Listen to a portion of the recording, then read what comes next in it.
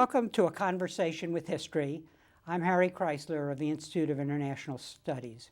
Our guest today is Samantha Power, who is the Anna Lynn Professor of the Practice of Global Leadership at the John F. Kennedy School of Government, Harvard University. She won the Pulitzer Prize for her first book, A Problem from Hell, America in the Age of Genocide. Her new book is Chasing the Flame, Sergio Mello and the Fight to Save the World.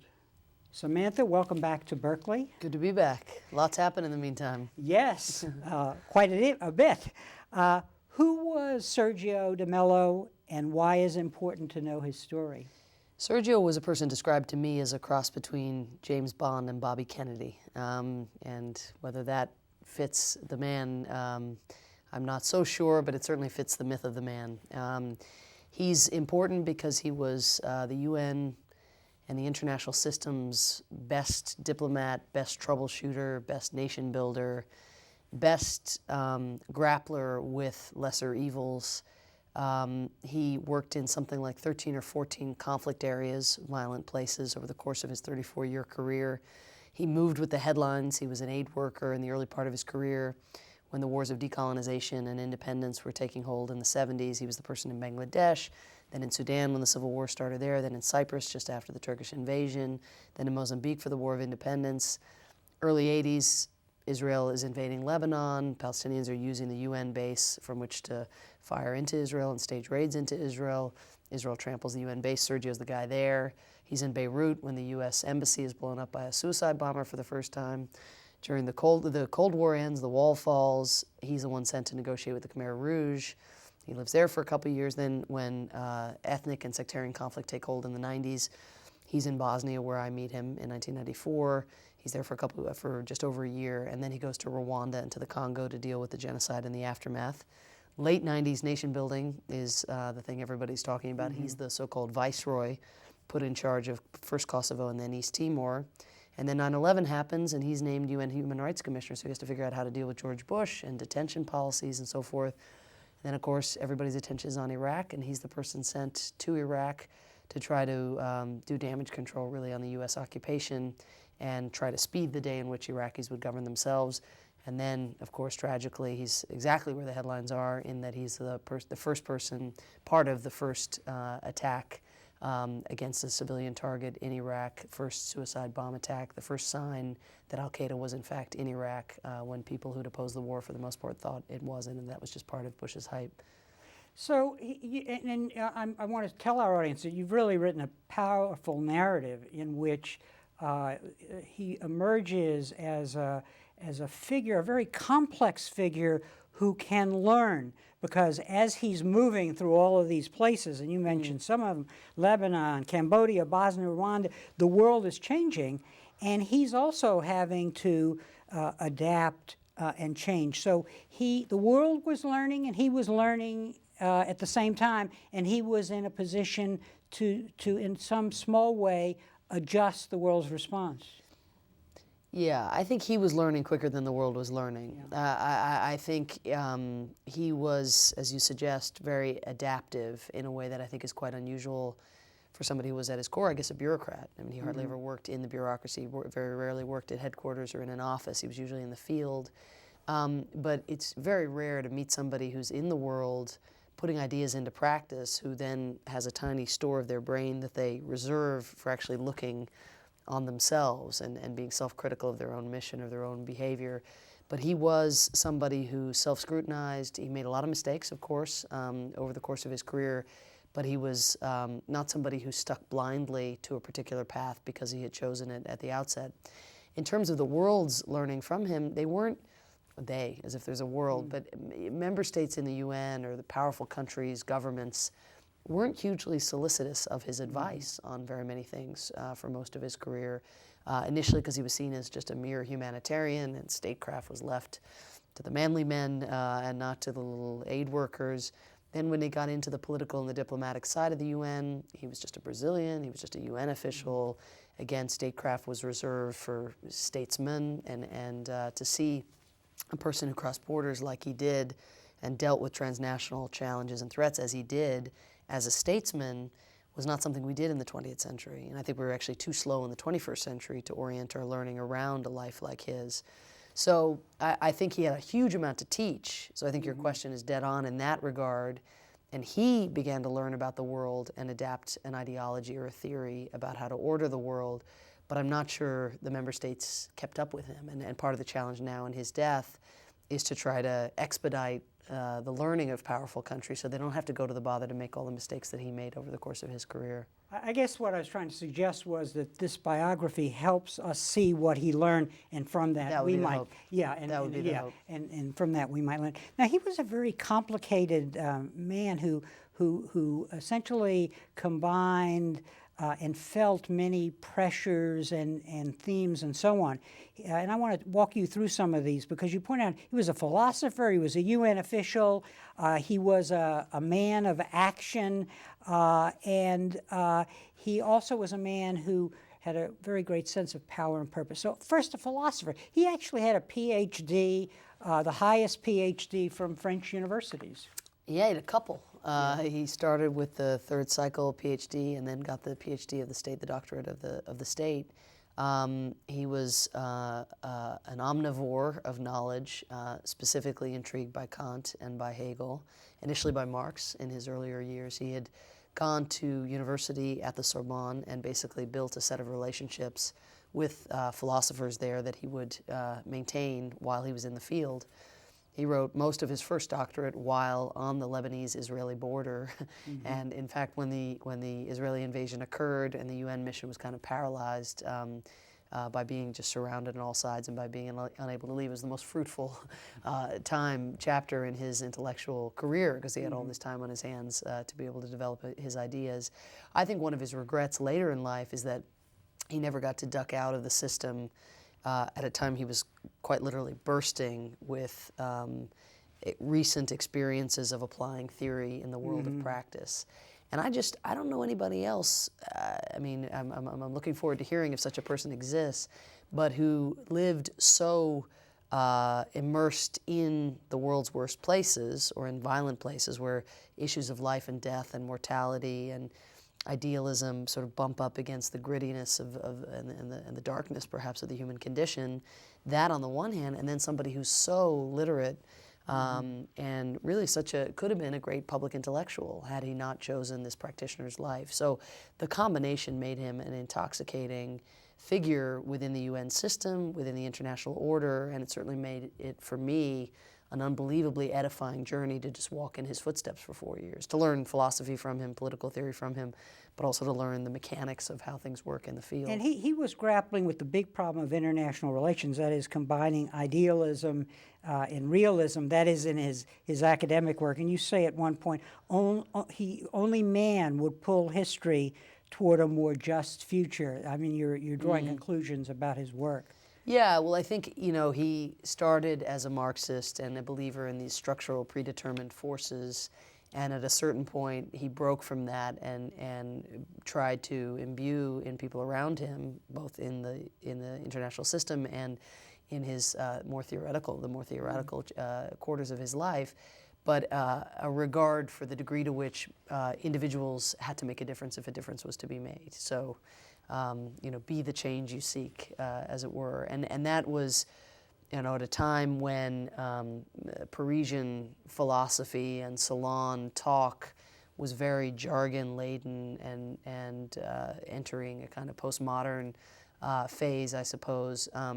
His impatience with pure theory that didn't apply to practice was something that was not altogether welcome in those quarters. I mean, it's a little bit like what goes on campuses today. The two quarters very rarely speak to each other, and here was a guy who was both things in one. Now, as a UN official, he told Philip Gurevich later in his career, you quote him as saying, "This is a crazy system, that is the UN system, that kills motivation and that kills the flame." That's where you got your title, I guess. Yeah, how did you know that? I just assumed it because the title is Chasing the Flame. It is. But what intrigued me is he starts as a more focused professional, but in these series encounters, he sees that making the UN the first priority sometimes doesn't work. Yeah. Well, I mean, he He was drawn to the UN in his early 20s because he saw it as an antidote to state power. He saw it was the place that we as a global community of citizens and states but parked our ideals, fundamental freedom, dignity, genocide prevention, rights of women, you name it. They're all there in a series of international instruments. He was not long in the UN system before he realized that while the UN was that, it is the place we park our ideals, it's also simply a building into which governments come to be themselves. I mean, to be self-interested, national interested, economically minded, national security minded entities.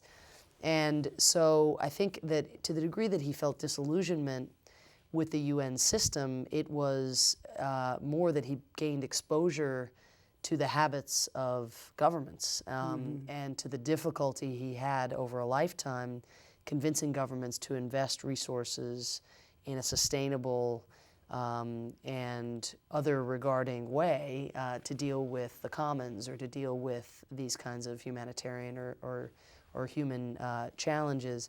The Killing the Flame line, which I almost call the book Killing the Flame. And that is where you got it. I mean, I just figured it out. It is completely where I got it. But that's what happens when you read every page. You actually read every page. I can say it's official. You read every page. But I almost called the book Killing the Flame and felt that that was not, in fact, what I wanted to impart or signal the reader with. But for him, the flame, I see the flame as a double entendre. On the one hand, it is this flame of idealism that he was talking about the UN system quietly quenching out, quietly killing. For Sergio, that flame never died. He was still in pursuit of those ideals. It was always an elusive target, figuring out how to make those ideals real in practice, being a kind of Machiavellian idealist. That was his game. That was what he tried to do, I think, over the course of 3 decades.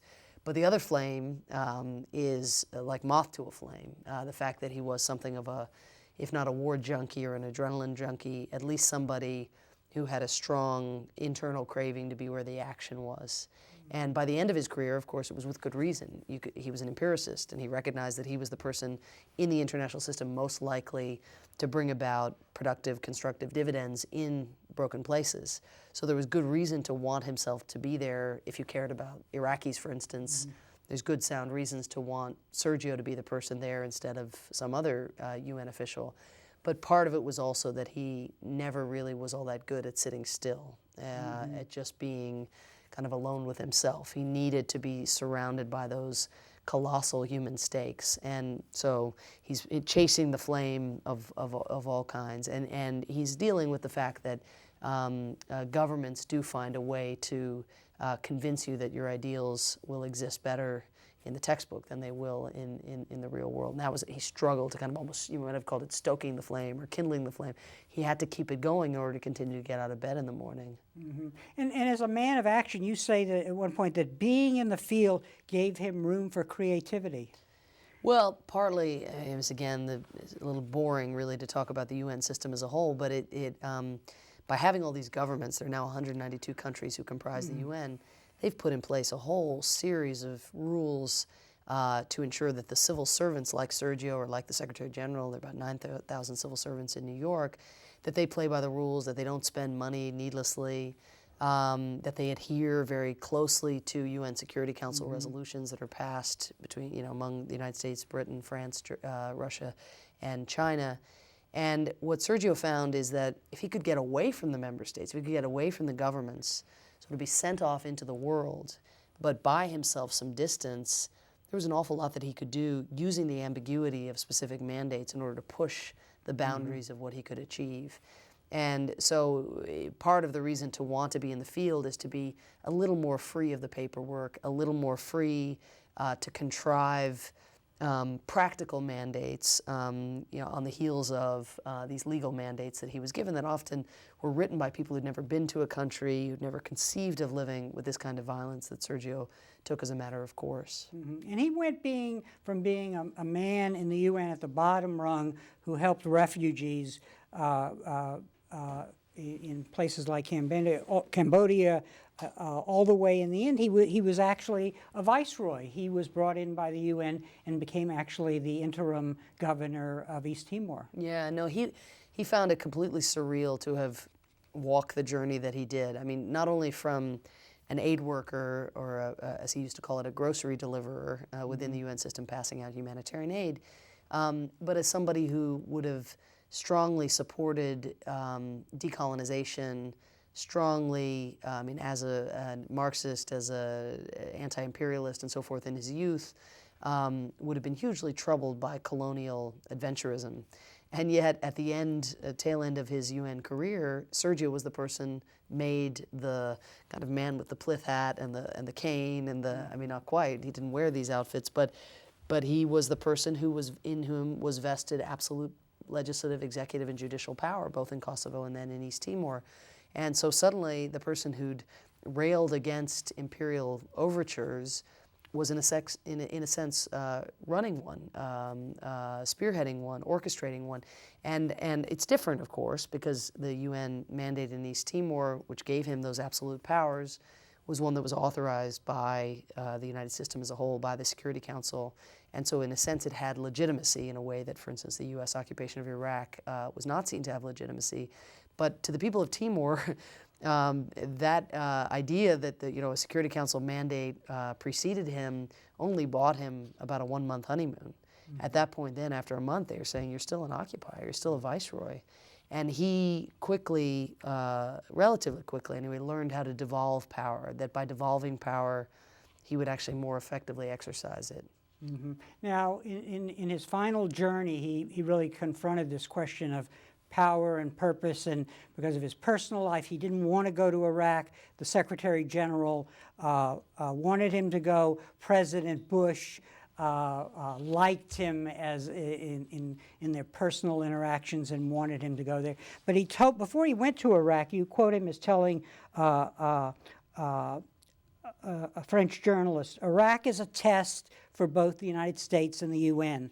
The world has become too complex for only one country, whatever it might be, to determine the future or the destiny of humanity. The United States will realize that it is in its interest to exert its power through this multilateral filter that gives it credibility, acceptability, and legitimacy. The era of empire is finished. So he saw himself as hopefully bringing the UN to Iraq in the wake of the Iraq invasion, which he opposed.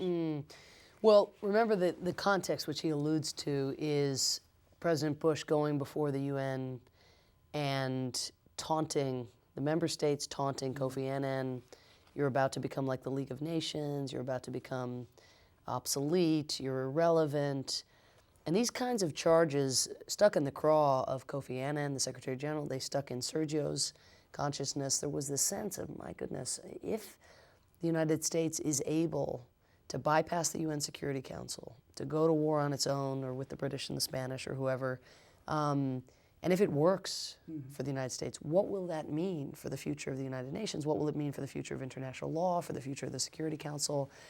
And then in sort of, if the invasion occurs in March of '03, by June of '03, looting has already begun in Iraq. It's clear already that there's the beginnings, the stirrings of the recognition that the Americans don't know what they're doing, that they haven't prepared properly, they don't have language speakers, they haven't controlled the borders, they're making bad judgments about demobilization of the army.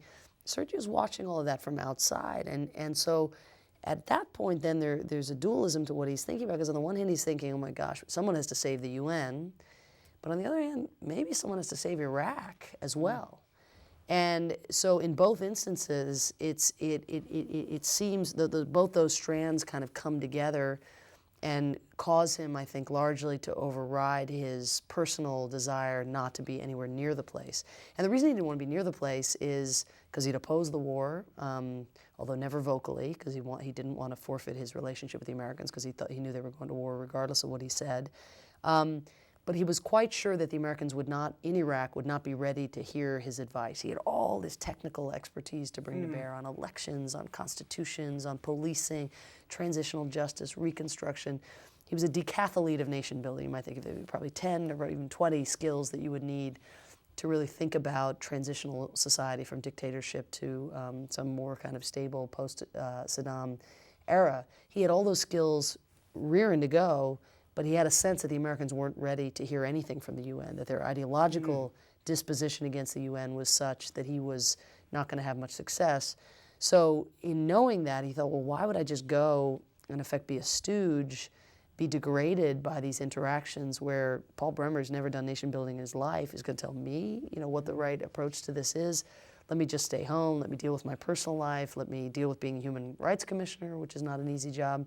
And yet when Kofi Annan asked him, which is a phone call he did not want to get, but when he got the phone call, he felt that this was something he couldn't refuse, both because he believed that serving within the UN was like serving in the military, that when your commander calls you, you go, but also because he felt like if there was just even a small chance, even a 5% chance, that he could salvage something for the Iraqis, that he could prevent this thing from unraveling, then that was a responsibility that he couldn't shirk after everything that he'd done in the course of his career.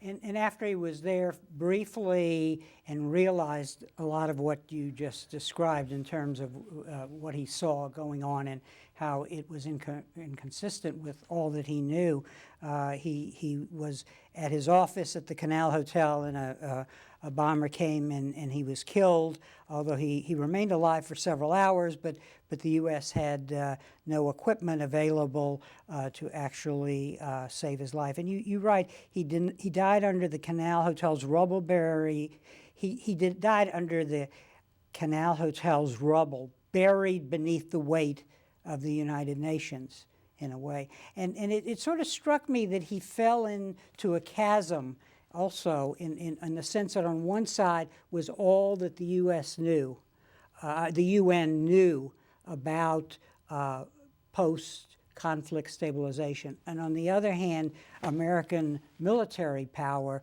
which had no sense of purpose once the conflict, the initial invasion was won. So in a way, he was trying to bridge that chasm. He was. I mean, there were plenty of people of good faith who were part of the U.S. military occupation force. Plenty of people even in Bremer's inner circle who were trying to do this in a way that, I mean, I don't think Bremer or Ricardo Sanchez, the general there at the time, were setting out to bungle the occupation.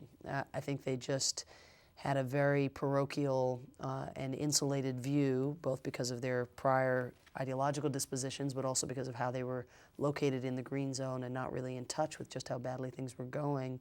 But they had a view of how this would be done that was not at all compatible with transitional societies writ large, with dignity concerns, which were ones that Sergio had really started to focus on later in his life. He started to see dignity as a kind of cornerstone of what causes interstate relations to break down. It sounds like a very quaint concept, but if you actually found a way to put it at the heart of one's dealings with other individuals or bilaterally in one's dealings with other governments, it could be hugely powerful. And he saw the occupation as being an affront to dignity.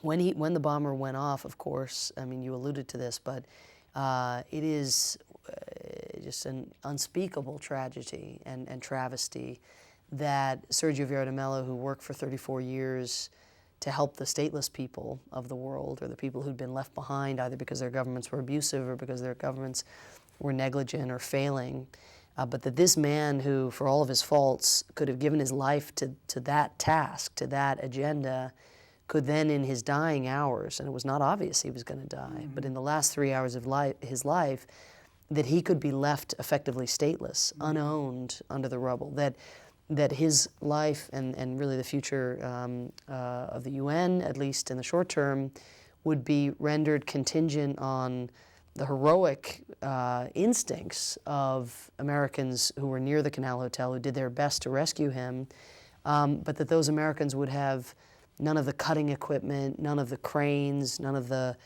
stretchers, none of the shoring wood, the plywood that they would have needed to kind of shore up the shaft where Sergio was struggling for his life.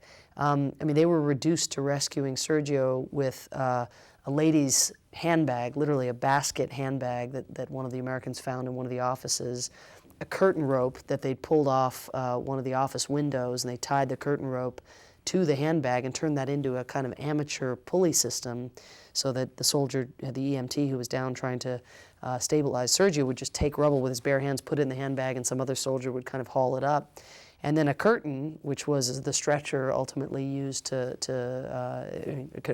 curtain which was converted into a stretcher that could pull Sergio and whoever else out of the rubble. I mean, this is pathetic, right? I mean, there's so much about the Iraqi war effort, the U.S. effort in Iraq, that is pathetic. But this, to me, humanizes the degree to which ideology obstructed just basic preparation, pragmatic regard for human life. I mean, for American life. Obviously, we know about the equipment shortages for Americans, and here we have somebody who was trying to act as an intermediary between the occupiers and the Iraqis who were so skeptical about the Americans, and that he could be left reliant on a lady's handbag is an eternal embarrassment and shame for our country. So what are the lessons of his career? You take us through that. Legitimacy matters. You have to talk even to the bad guys. Fearful people must be more secure. And as you just said, dignity is the cornerstone of order. And you're here talking about the dignity of peoples, but also of individuals in these places. I mean, give us a short statement of how it all came together in his career. Well, you know, at the end of, I spent 9 months with him, not literally, but metaphorically, with him and the people who tried to rescue him in the shaft of the Canal Hotel, interviewing 70 or 80 people who were around the Canal Hotel or involved in the rescue effort. Spent 3+ years trying to explore and interrogate the rest of his life. And in the end, Sergio never got a chance to write that third PhD. He never got a chance to write Sergio's own Chasing the Flame. And so part of the challenge was to divine from his many, many speeches and from his oral interactions with people who were willing to share their reflections, what would he say if he was saying, you know, here's my doctrine, here are the Sergio principles going forward. And I settled on a few. I mean, one, I think what one can take away from his life is just a basic instinct around service. That is, that each of us have some role to play in this experiment that is American democracy, or that is the effort of, for instance, restoring our credibility abroad and enhancing our security. Sergio was a joiner. And I think when you read the book, or my impression from readers is that they want to go and do something, and I think that's great. And I think that impulse can be satiated locally or in one's own community as easily as it can by trying to join the Peace Corps or be part of nation building in Afghanistan. Second, I think that he brought an immense humility to his dealings with other cultures. He spoke 7 languages, he'd lived all over the world. If anybody was going to be arrogant in going into someone else's society and to think that maybe they had the answers, it could have been this guy. But the very stores of knowledge that he had are what I think caused him to become more and not less humble as he got older. I mean, as a kid, he was prone to finger wagging and to denunciation and to a little bit of self-righteousness. But by the end of his career, he was solicitous of local people's opinions and perspectives, and not always deferential to them, but hugely aware of how little he knew. And yet, he wasn't paralyzed by that awareness of the complexity. I think we're all tempted in the United States these days, especially progressives, to say, oh, God, we don't know what we're doing out there. Let's just stay home. Let's just watch SportsCenter, you know. And what was amazing was that Sergio managed to both absorb the complexity and yet still go chasing the flame.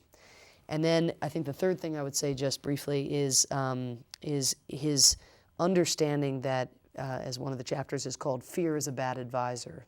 Mm-hmm. The degree to which people who lived insecure, whether in Congo or in Afghanistan or in Iraq or in the United States, stoked into fear, or even absorbing genuine fears, we tend to make worse decisions than we would if we were able somehow to calibrate our understanding of the challenges. So this has a concrete policy implication, which is that he did not feel the international system was good at dealing with policing or with courts or with jails or with magistrates. In so many societies, there was just lawlessness was the problem. And in those climates, non-state actors would come in and be able to create the allure of stability because they had guns, they were extremists, sometimes they could supply social services. And those entities were stronger than they would have been if the international community had an answer. So when he talked about freedom from fear, it was not simply don't be blinded by, hyped visions of scary monsters that exist around the corner, but it was also we as a system actually have to meet people's fears where they're at. I mean, real fears exist out there. And we don't know, at least I don't feel like I've had an experience growing up in this country of fearing the police. Where you see a policeman on the street and you just assume that they're going to do something. There are plenty of people in this country who have that fear, and much of that fear can be warranted in certain communities. But around the world, police more often than not are, in developing societies, in many, many developing societies, are a tool less of rights enforcement than of repression. So what Sergio was playing into is something deeply important, which is we got to deal with law. And we talk so much about democracy, occasionally about human rights, a lot about liberty. We really rarely talk about law. I think in part because we are afraid that it will have bearing on our own relationship to international law, which we're ambivalent about, of course, as a culture. Mm-hmm.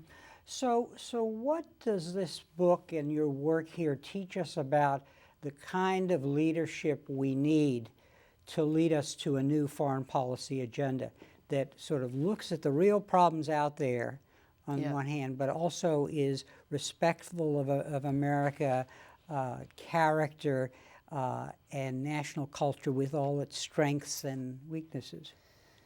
Well, that's a big question. I think that Sergio believed that you had to be in every room.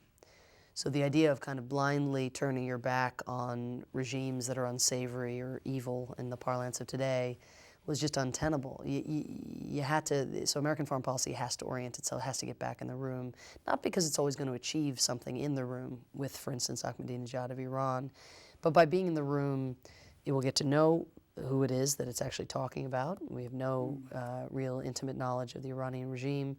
And moreover, maybe there'll be a sliver of overlapping interest here or there on some small issue like Iraqi refugees, for instance. But thirdly, by being in the room, you will also signal to the international community that you're back, that you're part of the international system. And if there is obstructionism in these negotiations, then let it be the obstructionism of Iran and not that of the United States.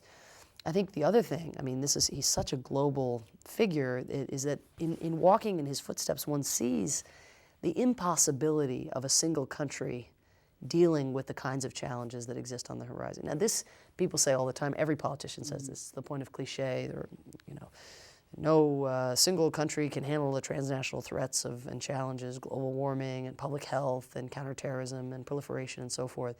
We say that. We've been saying that now for 5 years at least, and yet we're not orienting our foreign policy in a way that is reflective of that recognition. That is, if we're going to acknowledge that these threats are bigger than single countries can handle, then there has to be a whole lot more back work, diplomacy, relentless giving here so you can take here. And yet we still show up in international institutions and expect to be able to snap our fingers and get what we want, which if it worked, you could say, well, it's Darwinian, if it's working, the fact that it might be a little offensive, so what? And that, I think, is what it was like in the 90s. I think you could get away with that in a unipolar world. But as the world's economic resources, oil resources, political heft, even military power becomes more diffused, it's much, much harder to just go and snap your fingers and get what you want in an international institution, which again, that may not be so bad in and of itself, if not for the fact that we've already acknowledged that the central challenges are ones that require these multilateral solutions. So I think embracing not the UN as such, that's sort of trivial in the larger scheme of things. What's important is to embrace the recognition that you need others by your side in order to get anything done. And whether you're getting anything done through the UN or you create some new organization to deal with global warming or a new organization to deal with peacekeeping, the organizations are going to prosper or fail on the basis of how the states and the governments within them are getting along and on the basis of how political priorities are established in domestic politics within those governments or within those member states. So the fact that Sergio was at the UN, to me, is interesting because it opens up the UN system in a way that I hope is useful. But what's more important are the kinds of challenges he's dealing with. Failing states, undergoverned states, broken states, repressive states. These are the kinds of phenomenon that we're going to have to be dealing with well into the 21st century, and we're utterly under-equipped. And in a way, the Bush administration has aggravated our sense of how to deal with those problems because, and of course, they were confronted by a terrorist attack on the homeland. So we have to realize that they were dealing with something that had never happened before. So how do we bring these things together? I mean, in the 90s, we were moving toward humanitarian intervention in some half-hearted way. And it's as if all of that got turned around by a misinterpretation of what was happening in the world because we were attacked by a faction within an Islamic terrorist group.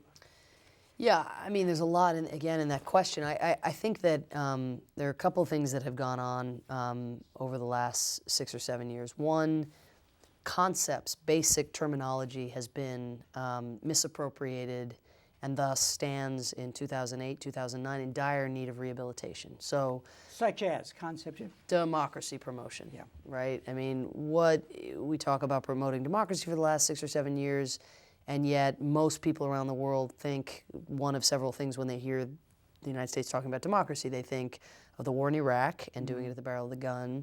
They think of our tendency to push for elections and yet only recognize those victors who are pro-American or who we think are compatible with American interests. They think of Guantanamo and torture and rendition and couple that with the rhetoric about democracy. They don't, there's a do not compute problem. And there are always gaps between American promise or the promise of any democracy and actual practice. But this degree of a gap is more like a canyon. And so it just means that when people talk about democracy, when people in the United States talk about democracy promotion abroad, most international audiences will be hugely skeptical. And many Democrats and moderates, for instance, in the Islamic world, want nothing to do with U.S. initiatives because they know it will taint them in their own societies. So that's one offshoot, I think, that of the Bush years. Another, of course, which you alluded to, is the humanitarian intervention debate. And because the Bush administration went to war in Iraq for a whole series of reasons, alleged weapons of mass destruction, alleged links to terrorism, neither true, probably tying down oil resources, Bush's sense that his father's work had not been completed, whatever the set of reasons were. On that list somewhere near the bottom was, in the eyes of some administration officials, a regard for the Iraqi people. Very low on the list, but something that was on somebody's mind here or there. Not enough on the mind to where any planning was done on behalf of the Iraqi people, but nonetheless, it was on the list. And yet, because weapons of mass destruction, terrorism, oil are not things that sell well domestically or internationally, a lot of the rhetoric about why we were going to war was that this was a man who'd gassed his own people, that this was a savage, all of which was true. But as a result, a lot of people, domestically and internationally, conflated the Bush administration's war for national security on behalf of its own national security or ideological objectives with the spin and with the rhetoric that accompanied the war. And so now when you think about how to respond to a Darfur or to a Congo, that debate, or even frankly about what you will do if Iraq continues to spiral downwards, or what to do with refugees who spill out of Iraq, all of that is tied up in this sense of, Iraq, I mean, if that's a humanitarian intervention, let's just stay away from refugees, let's just stay away from broken places. That stuff's dangerous. So instead of drawing the narrow and case-specific lesson from Iraq, which is certainly don't go to war with no international legitimacy on behalf of trumped-up reasons when you've done no planning, and when you send people who've never been to the region, you don't seal the borders, you demobilize the army. I mean, there are a whole series of things that were done that one can learn from that are very Iraq-specific. But instead, I think to a dangerous extent, a lot of people are just saying, that's what happens when you try to help people. Look, which is just such a misreading, of course, of what was motivating Bush, and such a convenient alibi, I think, for countries and governments who really wouldn't want to do anything about Darfur regardless. I mean, Iraq or no Iraq, they were never going to help Darfur. But now they're able to point to Iraq, to the disaster there, and say, well, you wouldn't want me to go and end up in Iraq, would you?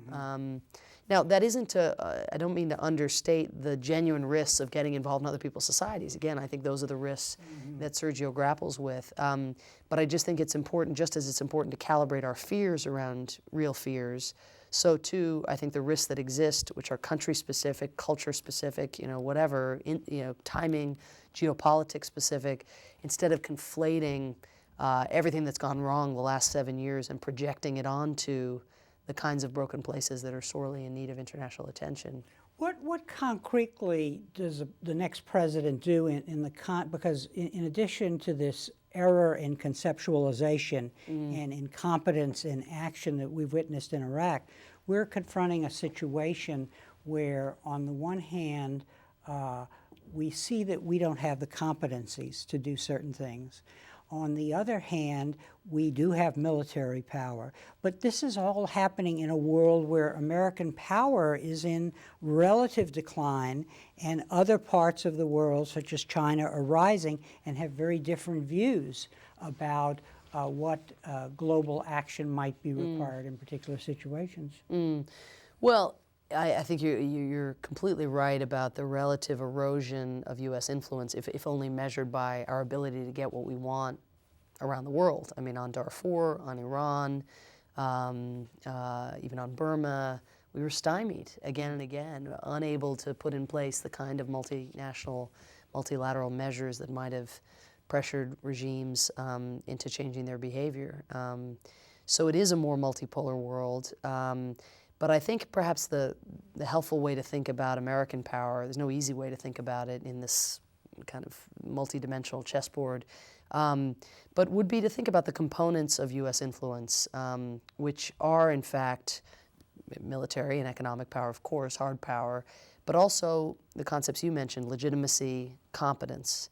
So if one is thinking about the restoration of U.S. influence, there are all kinds of thoughts one can have about containing China and curbing Chinese power, but it might be more constructive to just think in terms of getting our own house in order and imagining moving away from the era of Iraq and Katrina and trying to come up with real deliverables that reveal us at our best, at our most competent. I mean, I think in some measure Bush's HIV/AIDS initiative has had some of that effect in certain quarters. One of the reasons when he went to Africa last week and the week before, he was widely hailed. It's the one place on earth that he's quite popular still.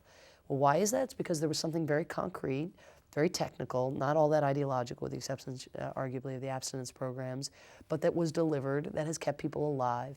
So if we think about restoring that sense of ourselves, we've got to think across the board about things like that, that can actually bring about concrete changes, that don't bump up against the gaps between American promise and practice. And then in terms of legitimacy, adhering again to international law, going back to the Geneva Conventions, renouncing torture, ending rendition, closing Guantanamo, the whole series of things we can do. They don't erase history. And you don't get to go back to the year 2000, as I think some people who are very down on George Bush believe you just get rid of George Bush and suddenly the world will be so delighted with us for not having him that they're going to give us this grace period. They won't. The tectonic plates have shifted in the meantime. But, and then in terms of hard power, the military's overstretched. People are on their 4th and 5th tours. They're broken in terms of the care they're getting when they come home. They're broken in terms of the families that have been divided and torn apart. The National Guard, the reservists. I mean, there's so much. Leave aside the fact of whether we should have this big military budget and what it's all the obsolete weaponry that that budget ends up paying for and the special interests and so forth. Even leaving that aside, just focusing on the need to train the military to deal with 21st century threats. I mean, that's a huge part of what the next president is going to have to do.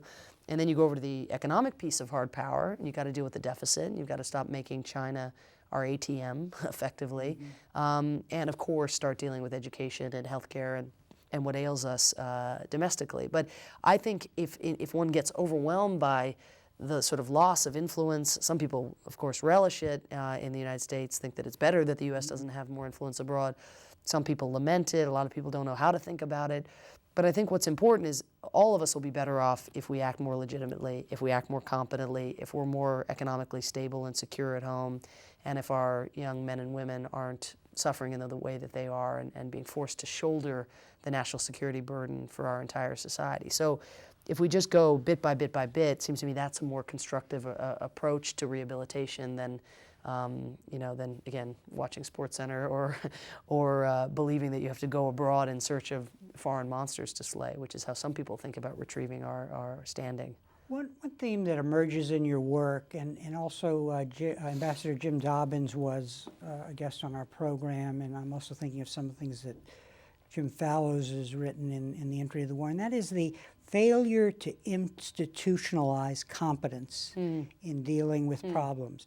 I know you're a person who wanted to bring genocide to the attention of the American people and the foreign policy establishment, and I think you look to non-government organizing to do this. So talk a little about that. Do we have to look more and more to institutionalize competencies in the non-governmental sector, or can we rejuvenate government to create a memory bank with skills, with people who can actually go out in the world and do things?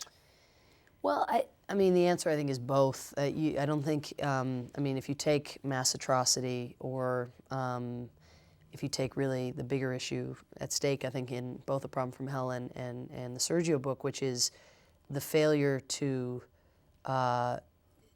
pay sufficient heed to human consequences in our decision making. So let's make that the operative thing that we want to fix, because the failure to consider human consequences brings you both a Rwanda and a sin of omission, and an Iraq and a colossal sin of commission, both causing enormous human harm. So if the answer is that non-governmental organizers are the ones who will enhance their competence, it seems to me that what they're doing, and if you take Darfur today, is they're getting all ginned up, they're making phone calls to their congresspeople, they're forcing the Bush administration to take seriously an issue that it would sooner forget. It's hugely useful. They're forcing the Bush administration to spend money on refugee camps, to denounce the horrors, to use the genocide word for the first time. Absolutely important measures that they've extracted from the administration. But if you don't make the administration more competent, if you sort of leave it to the outsiders, I mean, ultimately, as Weber said, government controls the monopoly on force, but also on economic leverage of the kind that we're talking about. If we're serious about changing abusive states' behavior, you're going to need the force of state power. So while I'm blown away by the sophistication of the advocates in the Darfur context, I'm hugely demoralized by the degree to which those advocates can actually be met by, it's not even just that they're by competent counterparts, but by people who really own the issue as if their credibility is at stake. That's not yet what's happened. So you've got a lot of pressure from the outside, an incredible amount of professionalism being sort of staffed up in a hurry. I mean, a remarkable amount of learning, and I think a fair amount of self-criticism, far more self-criticism outside than in the current administration on this issue. But what we've got to think about, whether it's an Obama presidency or a Hillary Clinton presidency or a McCain presidency, is how the government itself, how a president signals to his bureaucracy what matters to him. And the signal of putting Brownie in charge of FEMA, that doesn't just signal FEMA, that signals the whole bureaucracy of what is valued. The signal of removing Eric Shinseki, who says that it's going to take 400,000 or 500,000 troops to stabilize Iraq, that just doesn't chill people in the U.S. military from making accurate forecasts or at least good faith forecasts about what's going to be required. That has a chilling effect throughout the entire system. So there's a huge amount of signaling that needs to go on from up top. There's also, I think, a huge amount of skills acquisition that needs to go on in some of the skills that Sergio had that people in our foreign service don't have, that people in our military are now scrambling to acquire. We got to get back, we got to have a sort of, not even I was going to call it a refresher course, but International Engagement 101, but written for the 21st century. Not, let's take our 19th century and our 20th century tools and see if we can just sort of stick the square peg in the round hole. No, like, let's actually ask, on the basis of our strategic objectives, what kind of skills we want the next generation of policymakers or civil servants to be able to bring to bear. And then construct training, retention plans, some inducements for recruitment and so forth, because I think we're not getting our best in the governmental sector, we're getting them in the non-governmental sector. Now, how would a Sergio be drawn into either the UN or the government or any government today? How would he be kept? How would someone of his gifts be kept? We got to have an answer to that, and I don't think any of the institutions we're talking about really do. I have the sense that from listening to you, reading your books, that political education and political mobilization domestically are going to be very important, because the American people are going to have to be educated about the kinds of things that you're talking about.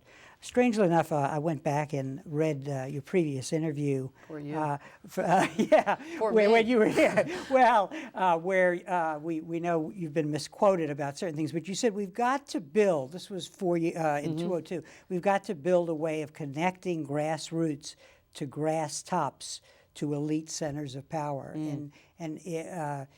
So talk a little about that, and I guess it's going on now. Well, I mean, here's what's amazing is probably when I sat here, I would have thought, okay, take genocide, that there are two ways, I mean, I'm sure I said this in the interview, that there are two ways this can happen. One is a president will come into power and he or she will signal the bureaucracy in the way I've just mentioned and say, I don't want genocide to happen anymore. I don't want to be like Bill Clinton and say Rwanda is the greatest stain on my presidency. I don't want to be like George Bush, let's say, going forward and look at Darfur as an embarrassment. Bush takes some solace in the fact that he's in kind of first place in the international system. No other country has done more than the United States. But again, when history is written, no one's going to really care who was in first place. They're just going to care about the fact that 400,000 or 500,000 people in Darfur died, in a 3-year period. In any event, I would have thought back then that this top-down model for a president and owning this issue, signaling the bureaucracy, was so that the transaction costs associated with that were so small, and that it could be done, and that given the disproportionate American power that existed at that time, mere diplomacy, economic sanctions, mobilization of international police and so forth, that was the far more likely scenario. And the amazing thing when you read that quote is what actually happened is not that. Yeah, but it's what you... But it's this bottom-up scenario. Yeah. And it's people not just reading A Problem from Hell, but reading Philip Gorevich's book on Rwanda, or seeing Hotel Rwanda, the film by director Terry George, and seeing a genocide in color instead of black and white, and saying, and I should say, wanting to do something post 9/11, wanting to be a part of something bigger than themselves, wanting to be a part of something moral in the international order, and moral is now a dirty word as well, but something humane. And channeling that energy, not sadly against torture that Americans may be carrying out, or not against Guantanamo. I think the ambiguities around that worry people. I think they don't know quite where to place themselves in that whole debate. But believing that somehow genocide is clean, that we're not as tainted, that we haven't already kind of blown it. And so what you have are student chapters on college campuses across the country, including Berkeley. You have a massive divestment movement that's caused, I think, 55 universities to divest from companies doing business in Sudan, 22 states. You have a protest of 70,000 people on the Mall in Washington. 70,000 doesn't sound like a lot next to immigration marches and so forth, but not one of those 70,000 people had ever met anybody from Darfur. I mean, the extent of the moral imagination that has taken hold in the last 3 or 4 years around the issue of genocide prevention is staggering. And for me, as somebody who wrote it, hoped it, I never dreamed it. So I think that's something to point to, not just because of what it will mean for Darfur when we have a credible administration again, and once we're responsibly out of Iraq, and if the day comes where we can rehabilitate our foreign policy, that's all important. But I also think the movement is reflective of this yearning that Obama has also tapped in his campaign, that the next president will have to make use of as we set about the business of getting our house in order. There's something happening in the United States, and with a little leadership, I think it can be channeled in very constructive ways. It's not without its dangers, messianism, and you know, the perils of believing that your intentions are so good that you don't need accountability and so forth. I mean, one has to be very careful, but it is a post 9/11 desire to be part of the solution and not merely the lament. Samantha, on that note, I want to thank you very much for spending this hour with us from your, I know, very busy schedule, and I want to show our audience your book again, and I recommend it highly. It's a great read that on one level is telling an important story about a distinguished UN figure, but also pointing us in the direction of trying to understand the problems that the world confronts. Thank you very much for being here. Thank you, Harry. And thank you very much for joining us for this conversation with history.